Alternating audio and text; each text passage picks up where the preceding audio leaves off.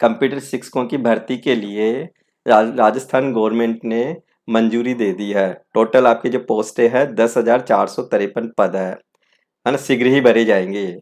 तो इस वैकेंसी को मंजूरी मिलने के बाद कुछ छात्र तो है ना प्रसन्न है, कुछ छात्रों में है ना रोष व्याप्त है। कुछ छात्र इस वैकेंसी का थोड़ा सा विरोध कर रहे हैं कि संविदा भर्ती का विरोध है ना अभ्यर्थी बोले धोखा हुआ है। अब अभ्यर्थी क्या चाहते थे कि संविदा आधार पर भर्ती का अभ्यर्थियों ने विरोध किया है। अभ्यर्थियों का कहना है कि सरकार ने संविदा पर भर्ती निकालने की घोषणा कर धोखा किया है। हम नियमित भर्ती की मांग कर रहे थे। राज्य में 3 लाख आईटी ग्रेजुएट है। करीब 1.5 साल से निजी क्षेत्रों की नौकरी छोड़ बैठे हैं। राजस्थान बेरोजगार एकीकृत महासंघ के अध्यक्ष उपेन यादव ने कहा, भर्ती संविदा आधार पर करने से अभ्यर्थियों में रोष है। तो अभी इस भर्ती को लेके ना कई अभ्यर्थी नाराज है कि वो चाहते हैं कि वैकेंसी आपके ना परमानेंट होनी चाहिए। तो अभी जैसे राजस्थान गवर्नमेंट में राजस्थान में कांग्रेस की सरकार है। जैसे अपन उत्तर प्रदेश की बात करें तो वहाँ पे है ना बीजेपी की गवर्नमेंट है। तो दोनों जगह विरोधाभास है कि दोहरा है ना वो है, मतलब एक तरह से दोहरा मापदंड हो गया। तो अगर अपन यूपी की बात करें, यूपी ने भी वहाँ पे संविदा के आधार पर है ना कंप्यूटर शिक्षकों की भर्ती निकाली थी। तो उस केस में प्रियंका गांधी ने वहाँ पे परमानेंट मतलब परमानेंट टाइप की वैकेंसी निकालने की बात कही थी। अब यहाँ पे क्या राजस्थान में कांग्रेस की सरकार है। तो यहाँ पे कांग्रेस ने संविदा के आधार पर भर्ती निकाली है, जबकि कांग्रेस तो इसका शुरू से ही विरोध कर रही थी। फिर भी इसको है ना सपोर्ट कर रहे हैं अपन यहाँ पे। तो यहाँ पे भी है ना परमानेंट टाइप की वैकेंसी होनी चाहिए। तो अब अगर इस न्यूज को देखें तो ये न्यूज है ना 21 जून 2021 की है। तो ये अपने दैनिक भास्कर की न्यूज है। तो इस न्यूज में जो कहा गया है वो देखिए अपन कि दोहरा मापदंड। कांग्रेस ने यूपी गुजरात में संविदा भर्ती का किया था विरोध। प्रदेश में अपनी सरकार फिर यह फैसला क्यों कि राजस्थान में भी है ना संविदा भर्ती क्यों हो रही है? क्योंकि जब कांग्रेस नहीं चाहती कि परमानेंट टाइप की वैकेंसी चाह रही थी, तो फिर कांग्रेस ने ये अभ्यर्थियों के साथ थोड़ा सा अन्याय किया है मतलब। तो प्रियंका ने यूपी में संविदा भर्ती को युवाओं का अपमान बताया था। अब राजस्थान में कंप्यूटर शिक्षकों को संविदा पर लेने का फैसला। तो यह 21 तारीख की जून की अखबार की कटिंग है दैनिक भास्कर की। तो आप इस पूरे न्यूज को देख सकते हो कि पहले तो है ना यूपी और गुजरात में जो वैकेंसी निकली थी वहाँ पे है ना नॉन कांग्रेस की सरकार है। तो वहाँ पे ये कांग्रेस वाले विरोध कर रहे थे। तो क्या विरोध कर रहे थे इसमें पहला ट्वीट है, दूसरा ट्वीट है, ये पूरा दे रखा है इसमें। अब अपन राजस्थान गवर्नमेंट में यहाँ पे अपन कॉन्ट्रैक्ट बेस पे निकाल निकाल रहे हैं, जबकि कांग्रेस तो ये विरोध शुरू से ही कर रही थी, फिर भी इसको सपोर्ट कर रहे हैं अपन यहाँ पे। तो यहाँ पे अब युवा प्रियंका जी संविदा भर्ती के विरोध में हैशटैग को करा रहे हैं ट्रेंड। तो आप इस पूरी कटिंग की है ना ये पूरा पढ़ पढ़ सकते हो। तो ये अभी थोड़ा सा इस वैकेंसी को लेके विरोध चल रहा है मतलब अपना। फिर अभी इस विरोध को लेके अभी शिक्षा मंत्री जी का बयान आया है। ये आज की दैनिक भास्कर की न्यूज है 22 जून 2021 की।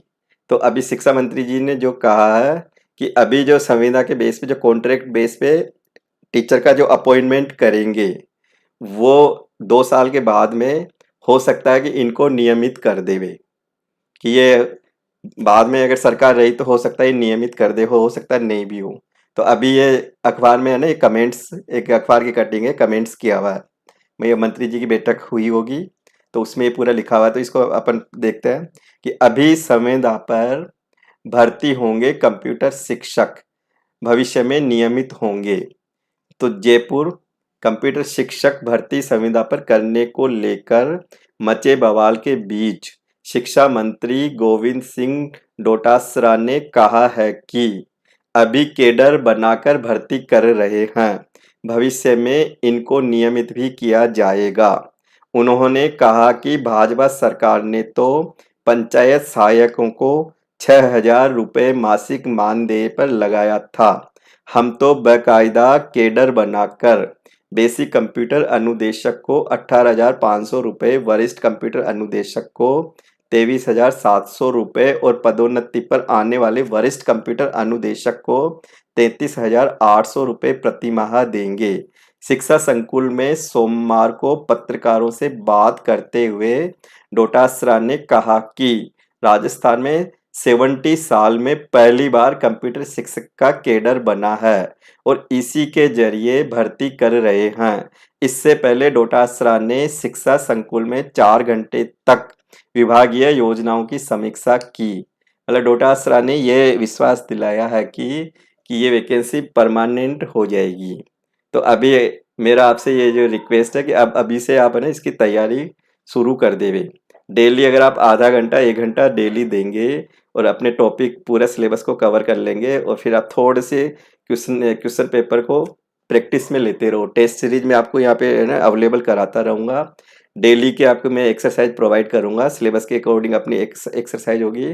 तो मेरा कहना है कि आप अभी से ही इसकी तैयारी करना शुरू कर दो, क्योंकि इसमें ना 30% जीके और रीजनिंग का पोर्शन रहेगा, 70% कंप्यूटर का पोर्शन रहेगा। तो इसमें अपने 2 तरह के मेन कैडर है यहाँ पे, फिलहाल तो ये 3 कैडर है। तो बाकी बेसिक जो कंप्यूटर शिक्षक होगा वो सूचना सहायक का जो सिलेबस है, कई है ना स्टूडेंट पहले सूचना सहायक की एग्जाम दे चुके, उनको पूरा सिलेबस का पता है, पूरा एग्जाम का क्राइटेरिया रूल रेगुलेशन पता है। तो सेम सिलेबस यहाँ पे कंप्यूटर बेसिक टीचर्स का होगा। और जो अपना जो वरिष्ठ जो कंप्यूटर टीचर होंगे उसकी पोस्ट है 591 के समथिंग है।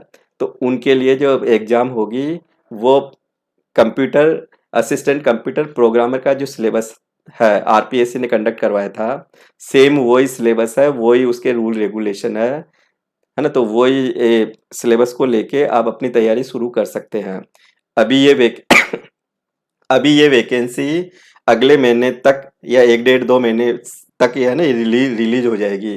वैकेंसी रिलीज होने के बाद ही अपन को प्रॉपर एग्जैक्ट रूल रेगुलेशन का पता चलेगा। फिलहाल अपन जो रूल रेगुलेशन फॉलो करेंगे वो सूचना सहायक के जो रूल रेगुलेशन है उसके बेस पे मैं तैयारी करवाऊंगा, क्योंकि इस वैकेंसी में है ना क्लियर लिखा हुआ है कि इसमें जो बेसिक कंप्यूटर शिक्षक की जो वांछनीय योग्यता होगी, जो वो सूचना सहायक वाली जो योग्यता है वो यहाँ फॉलो करेंगे। सिलेबस भी पूरा वही रहेगा, सिलेक्शन का प्रोसीजर भी वैसे ही होगा कि आप रिटन एग्जाम क्वालिफाइड करोगे तो उसमें 40% मार्क्स लाना जरूरी है। तो आप है ना अभी से इस वैकेंसी की तैयारी शुरू कर दो। तो ये कंप्यूटर की वैकेंसी कंफर्म हो गई। अब गवर्नमेंट ने इसको हरी झंडी दे दी है। तो अब तो इसका सर्कुलेशन कि 2 ही अपने पास एजेंसी है वो ही करवा सकती है ना। एक तो राजस्थान अधीनस्थ ये मिनिस्ट्रियल सिलेक्शन बोर्ड है और एक अपना आरपीएससी है। तो हो सकता है बेसिक कंप्यूटर जो टीचर्स है वो राजस्थान अधीनस्थ बोर्ड इस परीक्षा को करवाए। अभी कंफर्म नहीं है, वैकेंसी आने के बाद ये कंफर्म होगा। क्वालिफिकेशंस के बारे में अगर अपन डिस्कस करें तो ये जो बेसिक कंप्यूटर टेचर्स है बीसीए वाले इसको कर सकते हैं। जो रनिंग में जो स्टूडेंट है बीसीए 3rd ईयर को कर रहे हैं वो भी इसके लिए एलिजिबल है। बीटेक वाले भी स्टूडेंट इसके लिए एलिजिबल है, एमसीए वाले भी इसके लिए एलिजिबल है, पीजीडीसीए वाले भी अप्लाई कर सकते हैं, ओ लेवल वाले भी इसके लिए अप्लाई कर सकते हैं, डेटा प्रिपरेशन कंप्यूटर सॉफ्टवेयर वाले स्टूडेंट भी इसके लिए अप्लाई कर सकते हैं। RSCIT वाले स्टूडेंट इस पोस्ट के लिए अप्लाई नहीं कर सकते। तो इसका है ना एक फिक्स क्राइटेरिया है। अपन अगर रिलैक्सेशन देखें, एज को देखें तो 21 से लेके 35 तक एज ग्रुप के स्टूडेंट इस वैकेंसी को भर सकते हैं। कुछ स्पेशल केस में रिलैक्सेशन है एज में, जैसे कोई महिला अभ्यर्थी है तो उसको 5 ईयर का रिलैक्सेशन है। कुछ SC ST OBC है तो उसमें भी है ना एज में रिलैक्सेशन है, तो उनको 5 साल का एक्स्ट्रा बेनिफिट मिल जाएगा। तो वो अगर कैटेगरी है ना कुछ स्पेशल कैटेगरी में आते हैं तो ये 70 साल में ये वैकेंसी 70 ईयर्स के बाद कंप्यूटर का पहली बार ये कैडर डिजाइन हुआ। मतलब ये 70 साल के बाद ये पहली बार कंप्यूटर शिक्षक का कैडर बना है। इससे पहले स्कूलों में कंप्यूटर शिक्षक का कैडर ही नहीं था। अब तक अपन को 15-20-25 साल से अपन जो चलाते आ रहे हैं वो कॉन्ट्रैक्ट बेस पे है, प्राइवेट एजेंसी को पूरा कॉन्ट्रैक्ट दे रखा था। तो अभी आपके लिए अच्छा चांस है ये, ना। अभी ये पोस्ट है रेगुलर, अगर एक बार हो गई तो ये फिर वैकेंसी रेगुलर आती रहेगी। तो आप अभी से इस तैयारी को फोकस करना शुरू कर दो। अब एक अपना है ना, एक अपने पास एक ये न्यूज भी है, एक अच्छी न्यूज है कि उच्च शिक्षा में जॉब खोजने के लिए यूजीसी एक नया पोर्टल लाया है। मतलब अब ये पोर्टल किन के लिए है ना, मतलब वो है बेनिफिशियल।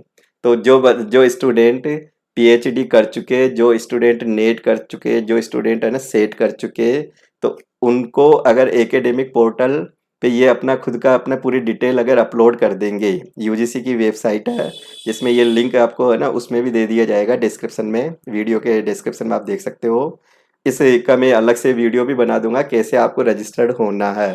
तो ये यूजीसी की जो साइट है, www.ugc.ac.in, जो अब पीजी कर चुके, जिसने पीएचडी कर लिया हो है ना, जिसने नेट कर लिया हो या सेट कर लिया हो, तो अपना पूरा है ना इस पे पूरा इस पोर्टल पे अपनी डिटेल को अपलोड कर देवे। तो जिससे कि आपका कहीं भी अगर रिक्वायरमेंट होती है तो डायरेक्ट आपका सिलेक्शन हो सकता है।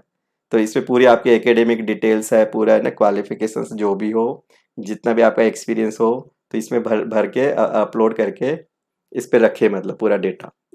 तो ये साइट का है ना, ये लिंक यहाँ पे दे रखा है, ये लिंक यहाँ पे ये दे रखा है आपको, ये वाला। इस लिंक को खोल के आप अपलोड कर सकते हो।